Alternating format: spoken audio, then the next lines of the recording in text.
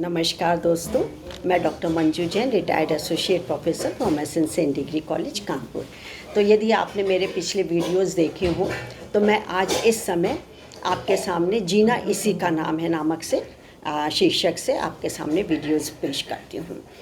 तो ये मेरा बहुत पिछले कई महीनों से ये रूटीन चला आ रहा है, लेकिन यदि आपने मेरे वीडियोस सुने हैं तो आपको ये पता चल गया होगा कि मैं ऐसे किरदारों को लेती हूँ, पात्रों को लेती हूँ जिनका अतीत बहुत ही अभावग्रस्त था, यानी बड़ा ही धूमिल था और पैसों का अभाव था, किसी में शारीरिक असक्षमता थी, कार्य नहीं कर सकते थे। लेकिन क्या हुआ कि उनमें के अंदर कुछ करने का जज्बा तो था, लेकिन एक जुनून, एक दृढ़ आत्मविश्वास था। उस आत्मविश्वास के कारण, दृढ़ आत्मविश्वास के कारण वो पता नहीं कहाँ से कहाँ पहुँचे हुए हैं। लोग उनके उदाहरण देते हैं, वो कई कई हजारों के प्रेरणा स्रोत बने हुए हैं। तो आज भी मैं आपको ऐसे किरदार का नाम बताऊंगी। लोग उन्हें नूरी परी के नाम से जानते थे और कई लोग तो उनको उडपा की मदर टेरेसा तक कहते थे। कडपा एक जगह का नाम है, उनको मदर टेरेसा के नाम से जानते थे। और कभी भी वो अपने मूल्यों से बचपन से ही नहीं हटी थी, क्योंकि शायद वो उन्हें विरासत में मिला था। क्योंकि उनके जो दादा थे नूर मोहम्मद, वो करीब 1980 के दशक की बात है, वो कम्युनिस्ट पार्टी के नेता हुआ करते थे। और 1986 में लेकिन दुनिया से रुखसत करते हुए अपने बेटे मोहम्मद मकबूल नाम था, उनको सिर्फ दुआएं और नसीहत दे करके गए। दुआएं तो बेहतर इंसान बनने के लिए दी गई, और नसीहत क्यों दी गई कि आप जो भी काम करें अपनी पूरी सहजता से और ईमानदारी से करेंगे, जिसकी भी खिदमत करें आप उसका पूरा साथ दें। और ये कई साल तक ऐसा ही चलता रहा। तो मोहम्मद मकबूल जो इस नूरी परी के पिता थे, उन्होंने अपना छोटा मोटा व्यवसाय शुरू किया था, कारोबार किया था। उनके 3 बच्चे थे और तीनों बच्चों को उन्होंने सोचा कि मैं इनको सबसे पहले मेरी प्राथमिकता क्या है कि मैं इनको पढ़ाऊँगा, शिक्षा प्रथम है।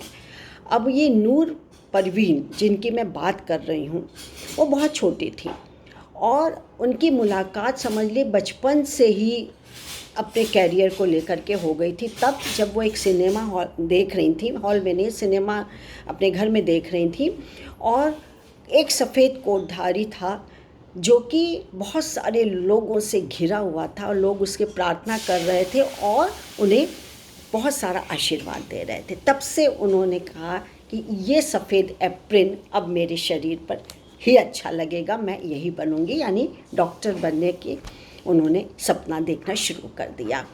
लेकिन गरीब परिवार था, बहुत ज़्यादा वेल ऑफ नहीं था, बस अपना हैंड माउथ था कि काम चल जाता था। खैर, नूरी के मन में डॉक्टर बनने की तो हसरत पलती रही। 4th क्लास तक तो वो पढ़ती रही और वो भी वहाँ पर विजयवाड़ा में आकर के उन्होंने उर्दू माध्यम से किसी तरीके से पढ़ाई की और हाई स्कूल तक वो इसी तरीके से इसकी उर्दू पढ़ती रही। लेकिन सपना तो उनका वो था देखने का, डॉक्टर बनने का था। और उन्हें फिर वैसे तो पढ़ाई समझ में आ जाती थी, लेकिन क्या है, साइंस साइड में और मेडिकल के लिए अंग्रेजी का होना भी ज़रूरी था। तो फिर क्या है कि उन्होंने दाखिला लिया और बहुत मुश्किल होती थी, लेकिन फिर भी उन्होंने कॉर्पोरेट उसमें ज्वाइन करके एक अच्छे से स्कूल में और लेकर के दाखिला लेकर के उन्होंने अंग्रेजी भी सीखी और इधर उन्होंने फिर से अपना सपना देखना शुरू कर दिया। करते करते तब उनको एक बार ये लगा कि उनकी माँ को बहुत तेज़ सीने में दर्द हुआ, लिहाजा उनको हॉस्पिटल ले जाया गया। लेकिन चूँकि वहाँ पर मेल मेंबर थे और जो मोहम्मद मकबूल यानी नूरी परवीन के जो पिता थे, वो किसी मेल मेंबर को अपनी पत्नी को दिखाना नहीं चाहते थे। तभी उनके मन में ये आया कि मैं अपने तीनों बच्चों को डॉक्टर ही बनाऊँगा। उनका सपना सच भी हुआ। बहरहाल खैर, नूरी पढ़ने में बहुत तेज़ थी और शुरू से ही वो अपनी कक्षा की मॉनिटर भी रही थी, इसलिए आत्मविश्वास भी उन पर लगातार कूट के भरा था, लगातार मजबूती होता चला जा रहा था। खैर, वो अपने उसमें ज़िले में उन्होंने हाई स्कूल में टॉप किया। इंटरमीडिएट का उसके अंग्रेजी माध्यम से कॉर्पोरेट में उनको दाखला मिल गया। इस तरीके से उन्होंने इंग्लिश का कोर्स भी किया और इंटरमीडिएट और कॉर्पोरेट उसमें जा कर के उन्होंने पढ़ाई भी जारी रखी। अब उन्होंने क्या किया कि जब इंटरमीडिएट हो गया तो उन्होंने FIMS Fatima institute of medical science में उनको दाखिला मिल MBBS का दाखिला मिल गया और MBBS कर उन्होंने 4-5 साल में जैसे जितना होता है कोर्स वो पूरा किया। अब उन्होंने सोचा कि मुझे MS और MD भी करना है, लेकिन तुरंत ही उनके मन में विचार आया कि इसमें नहीं, समय बहुत वेस्ट हो जाएगा और इस बीच कहीं मेरे वालिद जो हैं मेरा विवाह ना कर दे, फिर तो मैं कुछ कर नहीं पाऊँगी। सो उन्होंने क्या किया कि मेरा खाली मकसद ये कि मैं सेवा करूँ। उसमें 2019 की बात है, नूरी के दिमाग में ही ये ख्याल आया कि क्यों ना मैं 10 रुपये, सिर्फ 10 रुपये से ही अपनी एक क्लिनिक खोलूँगी और मरीजों से सिर्फ 10 रुपये लिया करूँगी। और ये फिर उन्होंने अपने दोस्तों से, अपने पिता से सलाह मशवरा किया और सब ने ही इसकी बहुत प्रशंसा की। लिहाजा सिर्फ और सिर्फ 3 बेड से और 10 रुपये की फ़ीस से उन्होंने अपना एक क्लिनिक खोल दिया और उसका नाम रखा डॉक्टर नूरी हेल्थ केयर। और वो आज पूरे इसमें चमक रहा है उनका वजूद भी। और लेकिन क्या हुआ, फरवरी में खोला था उन्होंने 2019 में, और 2020 के आते आते मार्च में लॉकडाउन लग गया।